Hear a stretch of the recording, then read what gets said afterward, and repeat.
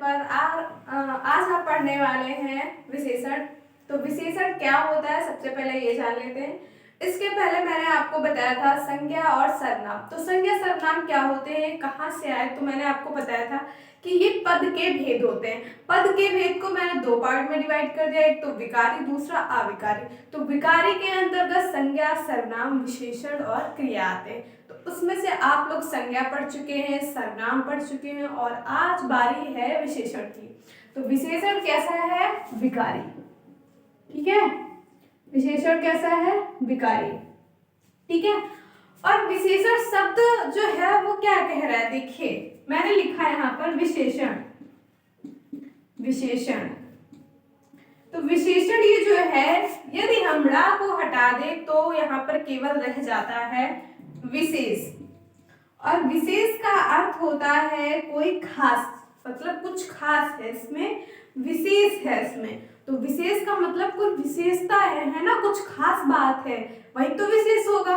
तो उसकी परिभाषा देखिए क्या कह रही है, परिभाषा है ये विशेषण की, और इसमें लिखा हुआ है कि संज्ञा या सर्वनाम की विशेषता बताने वाले शब्दों को विशेषण कहते हैं। किसकी विशेषता, या तो फिर संज्ञा या फिर सर्वनाम। संज्ञा क्या होते हैं, किसी का भी नाम हो सकता है, किसी वस्तु का नाम भी हो सकता है, किसी स्थान का भी नाम हो सकता है और किसी व्यक्ति का भी नाम हो सकता है। जबकि सर्वनाम क्या होता है, जो शब्द संज्ञा के स्थान पर प्रयुक्त किए जाए, जैसे मैं, तू, आप, ठीक है, इस तरह से। तो ये तो आप पढ़ चुके, आपको पता ही होगा। तो ये शब्द होते हैं सर्वनाम, और इन्हीं दोनों के स्थान पर इन्हीं दोनों की जो विशेषता बताएं जो शब्द, उन्हीं को हम कहेंगे विशेषण। ठीक है, और विशेषण शब्द किस तरह के होते हैं ये देखिए मैंने नीचे लिख दिया है, इसलिए थोड़ा सा यहाँ पे आप लोग पढ़ लेंगे तो अनुमान लग जाएगा, थोड़ा समझ आ जाएगा कि किस तरह के शब्द जो है वो विशेषण के अंतर्गत आएंगे। देखिए यहाँ पर मैंने लिखा अच्छा, बुरा, वीर, लाल पीला, मतलब लाल पीला ये कलर वाले की बात हो रही है, रेड और येलो, गोल, नुकीला, सवेरा, दोपहर, ऊंचा, नीचा, सुंदर, भला, बुरा, मीठा, खट्टा, लंबा, मोटा आदि।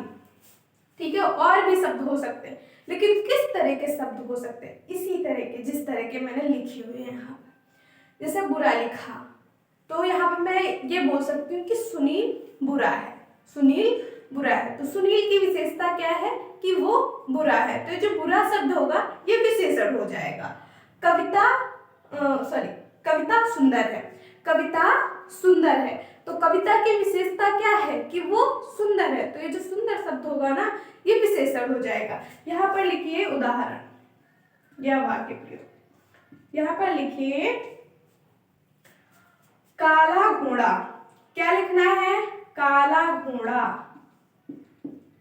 काला घोड़ा, या फिर पूरा लिख लीजिए, काला घोड़ा दौड़ता है, काला घोड़ा दौड़ता है। तो देखिए यहाँ पर मैंने बताया काला घोड़ा दौड़ता है, घोड़ा क्या करता है, घोड़ा कैसा है, काला है। तो ये घोड़े की विशेषता है ना कि घोड़ा कैसा है, काला है। तो ये जो काला शब्द यहाँ पर आया है ना, यही हो जाएगा विशेषण, विशेषण। ठीक है, मैंने बोला यहाँ पर गाय भूरी है, गाय भूरी है, भूरी मतलब यहाँ पर एक रंग की बात हो रही, जैसे कि यहाँ पर लाल पीला मैंने लिखा था, लाल पीला के अलावा और भी जितने भी कलर है वो आ सकते हैं यहाँ पर। तो मैंने यहाँ पर लिखा कि गाय भूरी है, तो गाय की विशेषता क्या है कि भूरे रंग की है, भूरे रंग की है, गाय कैसी है, भूरी है, तो गाय की ये विशेषता हुई ना कि गाय भूरी है।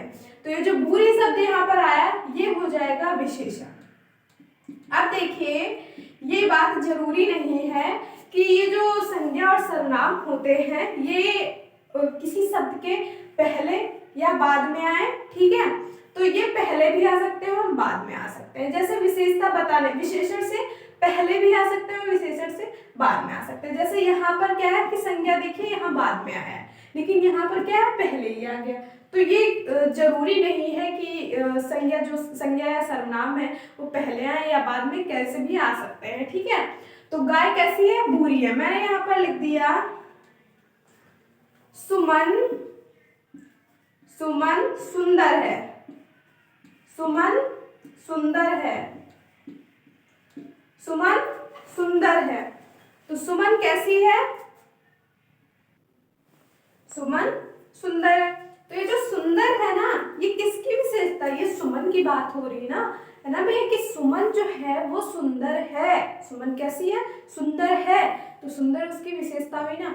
आप किसी से मिले, मान लीजिए आप थोड़ी देर की बात, आप किसी से भी मिलो, वो कोई भी हो सकता है, लड़का लड़की या फिर कोई भी हो सकता है, ठीक है, किसी से मिले, आप घर आए तो आपने बताया कि आज मैं बहुत ही अच्छे इंसान से मिला। तो आपके घर में पूछा गया कि वो इंसान किस तरह का दिखता था, आपने बताया बहुत ही अच्छा था। एक तो उसके गुण बहुत अच्छे थे, दूसरा उसका जो बात करने का अंदाज था वो अच्छा था। फिर आप कुछ उसके बारे में भी बताएंगे ना कि वो गोरा दिखता था या काला दिखता था या उसके 2 दांत बाहर निकले थे, है ना, इस तरह की बातें।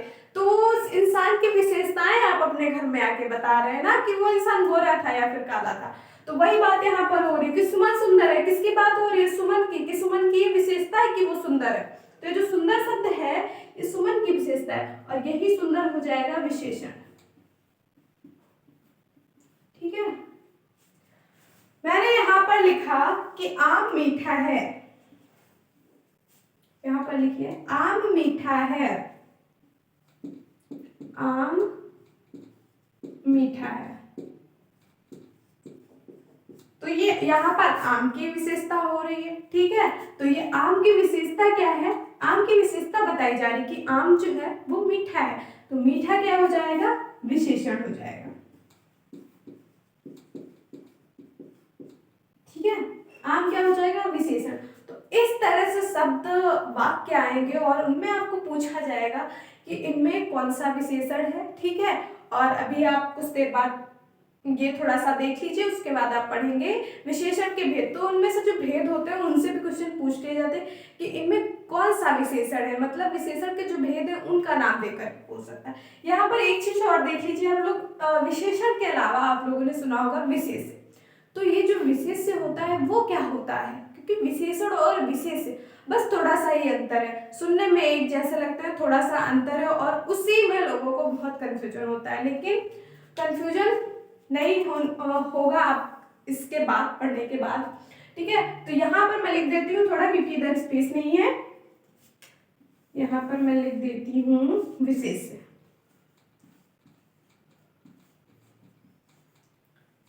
विशेष जिसकी विशेषता बताई जाए, जिसकी विशेषता बताई जाए,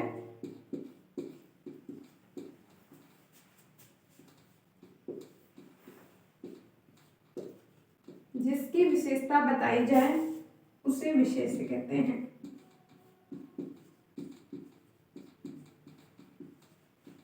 उसे विशेष कहते हैं, ठीक है। तो अब परिभाषा पढ़ के लोग कंफ्यूज हो जाते हैं, लेकिन नहीं, हम क्यों कंफ्यूज हो, ठीक है। हम एक एक चीज को आराम से पढ़ेंगे, आराम से समझेंगे उसको, कंफ्यूजन नाम की तो कोई चीज ही नहीं लानी है ना। तो देखिए यहाँ पर क्या लिखा हुआ है कि जिसकी विशेषता बताई जाए उसे विशेष कहते हैं, जबकि ऊपर क्या लिखा हुआ, संज्ञा या सर्वनाम की विशेषता बताने वाले शब्दों को विशेषण कहते हैं। अब देखिए ये जो मैंने यहाँ पर ये उदाहरण लिखे हुए हैं, इसी में देखते हैं। यहाँ पर मैंने देखा लिखा हुआ है काला घोड़ा दौड़ता है, काला घोड़ा दौड़ता है, ठीक है। तो यहाँ पर जिसकी जो विशेषता होती है, जो उसमें संज्ञा या सर्वनाम की जो विशेषता होती है कि ये काला है, ये गोरा है, ये लंबा है, ये पतला है, ये मोटा है, ये छोटा है, ये कुरूप है, ये बुरा है, ये अच्छा है, ये भला है, ये जो भी विशेषता होती है उसी को हम कहते हैं विशेषण।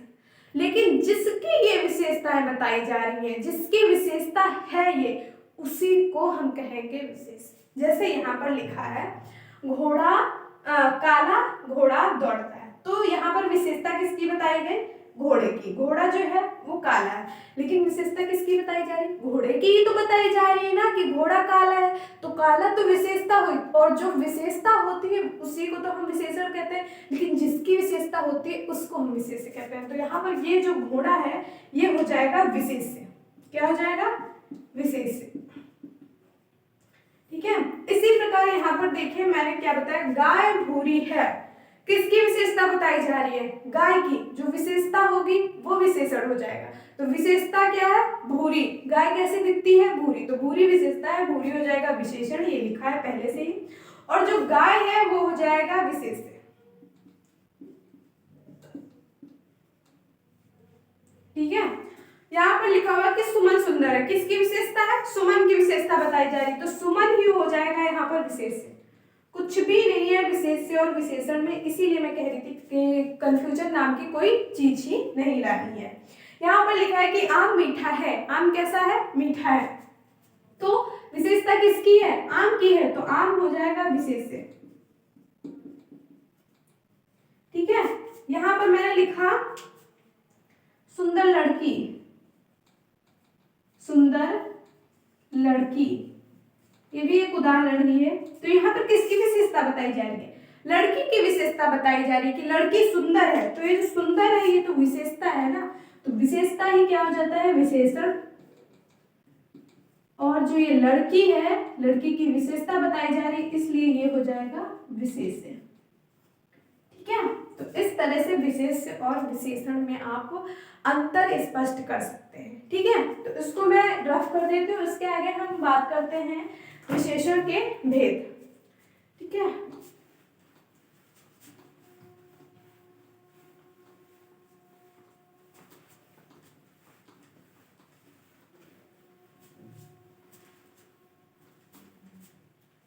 यहाँ पर लिखिए विशेषण के भेद।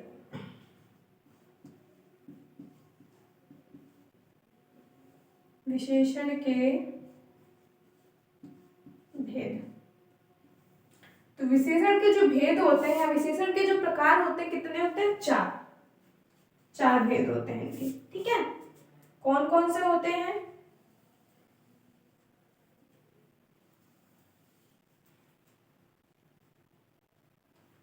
ठीक है, ये इनके चार भेद लिखिए यहाँ पर। गुणवाचक विशेषण। गुणवाचक विशेषण। उसके बाद लिखिए संख्यावाचक विशेषण।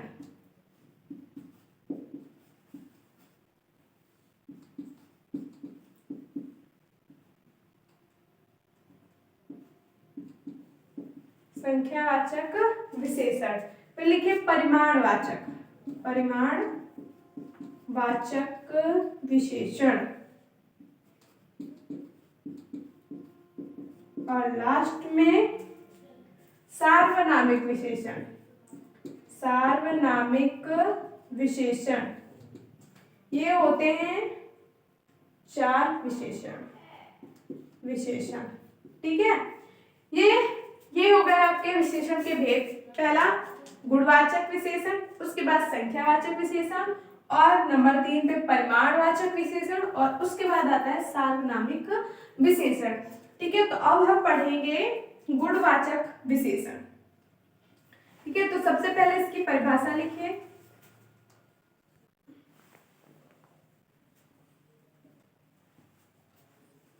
परिभाषा में हम लिखते हैं गुणवाचक विशेषण की परिभाषा। तो गुणवाचक जो है वो पढ़ के लग रहा है हमको कि गुणवाचक, जिसमें कोई गुण हो। अब गुण का मतलब कोई गुण का मतलब तो केवल गुण ही नहीं, अब गुण भी गुण में ही आएंगे, मतलब किसी भी प्रकार का गुण होना चाहिए। कोई दशा हो, कोई आकार हो, कोई भाव हो। ठीक है। तो वो सब किसके अंतर्गत आएगा? गुणवाचक के अंतर्गत आएगा। देखिए, जिन विशेषण शब्दों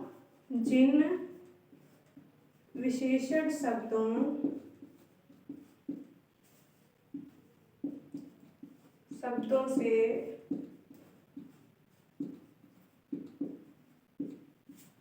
संज्ञा अथवा सर्वनाम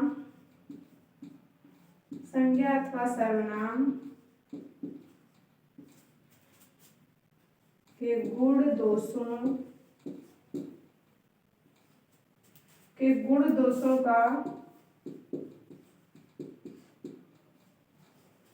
का बोध हो,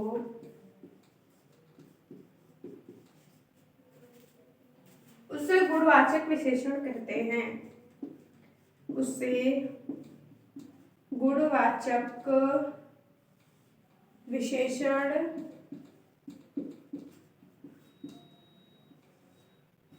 कहते हैं। उसे क्या बोलेंगे? गुणवाचक विशेषण बोलेंगे। ठीक है, तो यहाँ पर देखिए गुण का मतलब अभी मैंने आपको बताया कि यहाँ पर किसी प्रकार का अवगुण भी हो सकता है, बुराई भी हो सकती है, अच्छाई भी हो सकती है, कोई आकार भी हो सकता है, किसी का मतलब कोई रंग भी हो सकता है। ठीक है, ये सब किसके अंतर्गत आएगा? ये गुणवाचक के अंतर्गत आएगा। अब आपको जब गुणवाचक विशेषण पढ़ते होंगे आप किसी भी बुक में, हिंदी की बुक्स आप लोगों के पास होंगी, उसमें पढ़ते होंगे तो उसमें कॉलम बना के दिया होगा कि ये गुण है, गुण में क्या आएगा? अच्छा, बुरा, चतुर, ये सब। ठीक है, रंग में भी आएगा काला, पीला, नीला, हरा। ठीक है, इसी प्रकार और भी कई सारे कॉलम दिए होते हैं, उनमें इस तरह से लिखा हुआ। लेकिन आप सीधा सा जान लीजिए, यहाँ पर मैंने जो भी लिखा है, ठीक है, यहाँ पे ये जो मैंने बताया है आपको विशेषण, वो ज्यादातर जो विशेषण होते हैं वो गुणवाचक विशेषण के अंतर्गत आ जाते हैं। कैसे? देखिए, जो अच्छा है, मैंने क्यों कहा कि ज्यादातर जो विशेषण होते हैं वो गुणवाचक के अंतर्गत आ जाते हैं? क्यों कहा? देखिए यहाँ पर पढ़िए, देखिए जो अच्छा लिखा है ये भी तो एक गुण है ना, कि कोई अच्छा है, ये बुक अच्छी है, तो ये गुण है ना अच्छा होने का। बुरा, ये भी तो एक गुण है कि ये इंसान बुरा है। ठीक है, उसके बाद लिखा है वीर, तो ये भी तो एक गुण है कि वो वीर है ना, बहादुर है। उसके बाद लिखा हुआ पीला, लाल और पीला। ठीक है, लाल पीला जो है, किसी फूल को आप देखते हैं, किसी का रंग लाल है, किसी फूल का रंग पीला है, तो ये उस फूल का गुण है ना कि वो लाल है और दूसरा पीला है, तो ये भी तो एक प्रकार का गुण ही हुआ ना। उसके बाद देखिए यहाँ पर लिखा हुआ है गोल, तो गोल ये किसी का आकार हुआ ना, कि जो जैसे मैंने बोला कि कद्दू कैसा है, सॉरी तरबूज कैसा गोल होता है ना, खरबूजा कैसा होता है? गोल होता है। अंडा अंडाकार होता है, तो क्या है कि उसका भी तो एक आकार है, तो जो आकार है वो भी तो एक प्रकार का गुण है कि वो चौकोर है, वो नुकीला है, वो तिकोना है। ठीक है, तो ये भी तो एक प्रकार का गुण है ना कि वो किस आकार का है, तो ये भी एक गुण हुआ, जैसे यहाँ पर लिखा हुआ है नुकीला। ठीक है, इसी प्रकार सवेरा, ये तो फिलहाल गुण में नहीं आएगा, सवेरा और दोपहर। बाकी इधर देखिए ऊंचा, नीचा, ये भी तो एक प्रकार का गुण है ना कि पहाड़ ऊंचा है। ठीक है, ये पहाड़ का गुण है ना कि पहाड़ ऊंचा है। ठीक है, उसके बाद लिखा हुआ है नीचा, धरती नीची है। पहाड़ क्या, उठे हुए पहाड़ जो होते हैं उन्हीं को तो हम पहाड़ बोलते हैं। धरती के ऊपर, पृथ्वी के ऊपर, भूतल के ऊपर जो उठे हुए पार्ट होते हैं पृथ्वी के, उन्हीं को हम पहाड़ बोलते हैं। ठीक है, और जो थोड़ा नीचे में होता है वो क्या है? वो तो हमारा मैदानी क्षेत्र है ही, मतलब पृथ्वी। ठीक है, तो नीचा, ये भी तो एक गुण है। सुंदर, ये भी तो एक गुण है कि तुम इतने अच्छे हो, मैं इतनी अच्छी हूँ, सविता इतनी सुंदर है, सविता गोरी है, ये सब क्या, ये गुण ही तो है ना। भला, ये भी एक प्रकार का गुण है ना, कि ये जो सुनील है वो भला व्यक्ति है। और बुरा, ये भी एक गुण है। बुरा तो पहले भी लिखा था यहाँ पर, चलो कोई बात नहीं। मीठा, मीठा भी एक प्रकार का गुण है, जैसे आम मीठा है, मैंने बताया था आपको, तो आम का ये गुण है, आम की ये विशेषता है कि आम मीठा है। इसी प्रकार खट्टा, लंबा, मोटा, ये सब क्या, ये एक प्रकार के गुण ही तो है। तो इसलिए मैंने यहाँ पर फिर से नहीं लिखा कॉलम बना के कि ये जो लिखे हुए ये सब के सब तो इसी में आएंगे। अब कुछ वाक्य प्रयोग देख लीजिए यहाँ, जैसे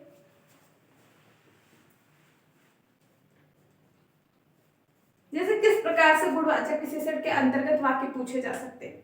मैंने लिखा है नींबू, नींबू खट्टा है, नींबू खट्टा है, तो नींबू का ये जो है, नींबू का गुण बताया जा रहा है, ये नींबू के अंदर गुण मौजूद है कि वो खट्टा होता है। नींबू कैसा होता है? खट्टा होता है, तो ये नींबू का गुण है, और यही क्या हो जाएगा? गुणवाचक विशेषण, गुणवाचक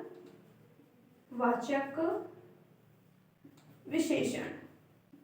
इसी प्रकार से परीक्षा में पूछा जाता है कि आपको ये नाम याद रखने होंगे, और नाम तो हिंदी के शब्द ही ऐसे होते हैं कि उनको पढ़ के ही पता चल जाता है कि ये क्या कहना चाह रहे हैं। तो क्या होगा कि जब ये नाम आप पढ़ेंगे और फिर उसके बाद आप वाक्य पढ़ेंगे तो आपको पता चलेगा कि इसमें किस प्रकार का विशेषण मौजूद है। ठीक है, उसके बाद आप यहाँ पर लिख सकते हैं कि आम मीठा है, तो मैं आपको पहले भी बता चुकी हूँ। यहाँ पर आप लिख सकते हैं कि पहाड़ ऊंचा है या पहाड़ ऊंचे हैं। ठीक है, पहाड़ ऊंचे हैं, तो पहाड़ की विशेषता है कि पहाड़ ऊंचे हैं, तो जो ऊंचे हैं ये हो जाएगा गुणवाचक विशेषण। गुणवाचक विशेषण, जैसे मैं लिख दूं यहाँ पर रीता सुंदर है, रीता सुंदर है, तो रीता की विशेषता हो जाएगी ना कि रीता सुंदर है, तो जो सुंदर है वो किसके अंतर्गत आ जाएगा, गुणवाचक विशेषण के अंतर्गत आ जाएगा। ठीक है, अब इसको नोट कर लीजिए जल्दी से। देखिए यहाँ पर मैंने अभी आपको बताया सवेरा और दोपहर, इनमें भी एक गुण होता है कि ये सवेरा है ना, कि सुबह सूर्योदय हो रहा है, तो एक प्रकार का इसमें भी जो है कि इसको गुणवाचक के अंतर्गत रखा जाता है, सवेरा और दोपहर को। ठीक है, तो ये देखिए एक तो आपका कंप्लीट हो गया गुणवाचक विशेषण, उसके बाद संख्यावाचक, परिमाणवाचक और सारनामी विशेषण। ये थोड़ा सा बड़े हैं क्योंकि इसके अंतर्गत भी इसके दो भेद हैं और परिमाणवाचक के भी दो भेद हैं, तो इसलिए इसको मैं आपको अगले पार्ट में पढ़ाऊंगी, क्योंकि वरना क्लास थोड़ा सा ज़्यादा लंबी हो जाएगी। तो आज के लिए इतना ही, धन्यवाद, जय हिंद। और यदि आपको मेरा वीडियो पसंद आए तो लाइक, सब्सक्राइब और शेयर करना बिल्कुल भी ना भूलें। धन्यवाद।